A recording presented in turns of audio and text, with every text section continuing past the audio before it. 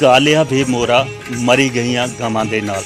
ਦੋਸਤੋ ਇਹ ਜਿਹੜਾ ਗੀਤ ਖਾਸ ਕਰੀਏ ਸਾਡੀ ਸੰस्कृति ਦਾ हिस्सा ये भी अज तुहाडे कन्नै साझा किया। साडे कन्नै ग्रां दी नारा बैठी दियां उनके कन्नै गलबात करी उनके मना की गल भी तुहाडे तक पहुँचाने की कोशिश करने। के नाम जी तुहाडा? सुमन देवी।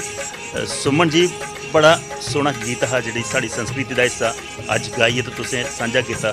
पर मरी गई गावां दे नाल जे अपने घर वाला कुछ बाहर हुआ तो क्या गम होंगे भाई बाहर गए दिन तो अजकल तो घर के तो होंगे नहीं जाते थोड़े वाले घर नहीं या बाहर साडे वाले तो घर ही ना हले तक ते बाहर उन्हें कम धंधे जल्द बाहर जान तो फिर तो चेता आउंदा या नहीं? नहीं नहीं चेता तो आंदा है। एक गल खास करिए ग्रां दे विच अस दिखने पे बड़े कम धंधे खेतरें बाड़ियां भी ते घरा दा चौंका भी सामने पौंदा। काले मोर तो मिगी थोड़े खेतरें च बड़े घट लभे पर बांदर बड़े लब्भा करदे न। अज बांदरें दा जिहड़ा हाल है वो केह् हाल है थोड़े ग्रां दे? साडे ग्रां दे विच देखो हुण इस वेला इस टाइम फसल जिहड़ी है कि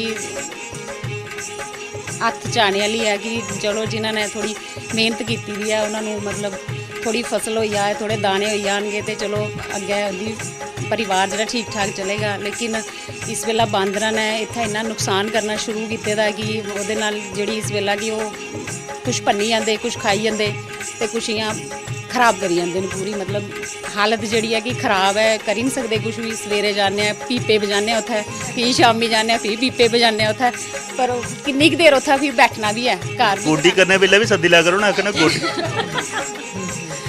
गोडी करने वेला नहीं ना आंदे उन्होंने इस वेला खाने चाहिए ना उन्होंने तो खाने वास्ते चाहिए काम करने वास्ते थोड़ी